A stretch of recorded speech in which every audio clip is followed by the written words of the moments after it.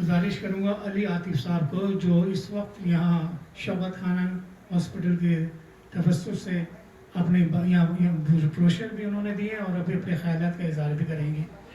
तो मैं चाहूँगा आपकी तवज्जो का तलबा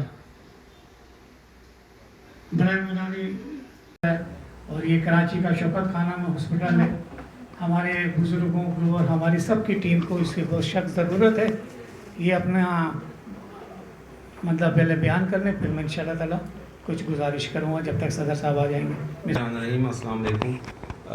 मैं चाहूँगा सब मैं खड़ों के बात कर सकता हूँ ताकि सबको देख सकूँ। जी अस्सलाम वालेकुम जी, बिस्मिल्लाह। मेरा नाम अली आतिफ है। मैं शौकत खानम हॉस्पिटल की कराची या सिंध की जो मार्केटिंग टीम है उसको लीड करता हूँ। मेरे साथ मेरे टीम मेंबर्स हैं अरसलान कायम खानी, ये डिप्टी मैनेजर हैं, और इबादुल्ला वो पीछे खड़े हुए हैं, वो फंड रेजिंग ऑफिसर हैं। अच्छा, शौकत खानम हॉस्पिटल के बारे में आप सब ने नाम सुना होगा, जानते होंगे इसकी कहानी, उसकी स्टोरी क्या थी, कैसे शुरू हुआ था अस्पताल। जी शुक्रिया।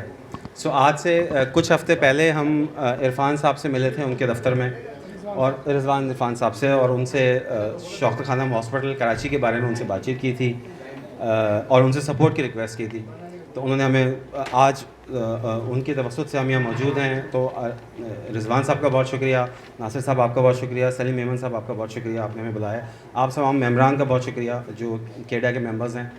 तो जहाँ मैं बात शुरू करा था, उसकी स्टोरी, इमरान खान साहब की वालदा को कैंसर हुआ था, और जब उसका इलाज कराने के लिए वो पाकिस्तान में गए और पाकिस्तान से बाहर गया, तो उनको अंदाज़ा हुआ कि पाकिस्तान में कैंसर के इलाज का कोई अस्पताल नहीं है, और ख़ास तौर से गरीब आदमी के लिए तो कैंसर इलाज कराना पाकिस्तान में मुमकिन ही नहीं है, बिकॉज़ ये बहुत ही महंगा इलाज है और कई साल पे मुहित इलाज होता है। तो वो पहला अस्पताल बना लाहौर में 1994 में, उसकी इनॉग्रेशन हो गई थी। फिर दूसरा अस्पताल बना 2015 में पेशावर में। तो कराची और लाहौर के अस्पताल 15 से पेशावर वाला, और लाहौर का अस्पताल 1994 से काम कर रहा है, और वहाँ पे कैंसर के मरीज़ों का इलाज हो रहा है। हमारे अस्पताल का मॉडल ये है कि कोई भी शख्स जिसको कैंसर का मर्ज़ का शायबा हो, वो अस्पताल आता है, और उसका इनिशियली एक असेसमेंट होता है, जहाँ डॉक्टर्स जो हमारे ऑन्कोलॉजिस्ट हैं वो ये असेस करते हैं कि क्या इनको कैंसर का शायबा है या नहीं है। तो अगर उन पे कैंसर का शायबा होता है तो उनको मज़ीद फिर डायग्नोसिस के लिए टेस्ट वगैरह उनके किए जाते हैं। अगर किसी टेस्ट के नतीजे में ये कंफर्म हो गया कि उन्हें कैंसर है, तो उस मरीज़ का फ़ौरन इलाज शुरू हो जाता है। ये बात कि उसका इलाज में क्या पैसे लगेंगे, कितना ख़र्च होगा और वो पैसे कहाँ से आएंगे, ये बात बाद में की जाती है। सबसे पहले उस मरीज़ का इलाज शुरू हो जाता है। जब इलाज शुरू हो जाता है, फिर उनके जो फैमिली मेम्बर्स हैं उनको बुलाया जाता है और बताया जाता है कि जी ये इनका मर्ज़ है, इसमें इतना अरसा लगेगा, ये इसका पूरा एक इलाज का प्लान है और इस पर इतने खर्च आएंगे। अच्छा, कैंसर का कोई भी जो मर्ज़ है उस पर जो कम से कम खर्चा है, अगर आज की मैं बात करूं तो कोई 13, 14, 15 लाख रुपए खर्च होते हैं कैंसर के इलाज पे, कम से कम। यानी किसी भी और मर्ज़ के मुकाबले में, जहां इवन किसी का बाईपास सर्जरी है तो शायद वो 4-5 लाख में हो जाती है, पूरी फैमिली की इकनॉमिक्स डिस्टर्ब होती है।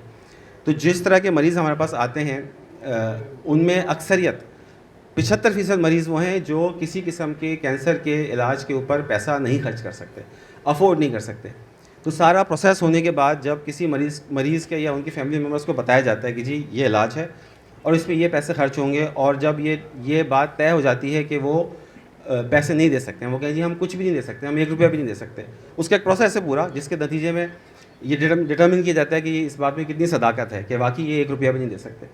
तो उनको बताया जाता है कि ठीक है, आपके इलाज का पे कोई पैसा खर्च नहीं होगा, आपका इलाज मुकम्मल फ्री होगा, लेकिन उसका ये प्लान है, कीमोथेरेपी होगी, आपको हफ्ते में 2 दफ़ा आना पड़ेगा और ये इलाज होगा। तो आप यकीन जानिए बहुत से मरीज़ ऐसे हैं, मैं लाहौर की बात कर रहा हूँ और पेशावर की, जो बहावलपुर से, मुल्तान से, रहमिया खान से आते हैं।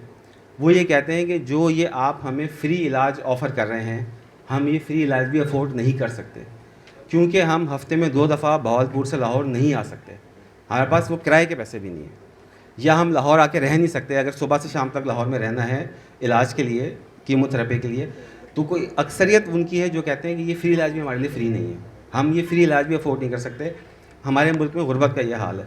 तो ऐसे मरीज़ों के लिए अस्पताल के चारों तरफ फिर मुसाफिर खाने बने हुए हैं, जहाँ उनको ठहराया जाता है। उन्हें ऑब्वियसली हमारे डोनर्स हैं जो ये काम करते हैं कि मुसाफिर खानों में उनको ठहराया जाता है, ان کا کھانے پینے کا خیال کیا جاتا ہے, ان کو وہاں رکھا جاتا ہے تاکہ وہ اس مفت علاج کو افورڈ کر سکیں.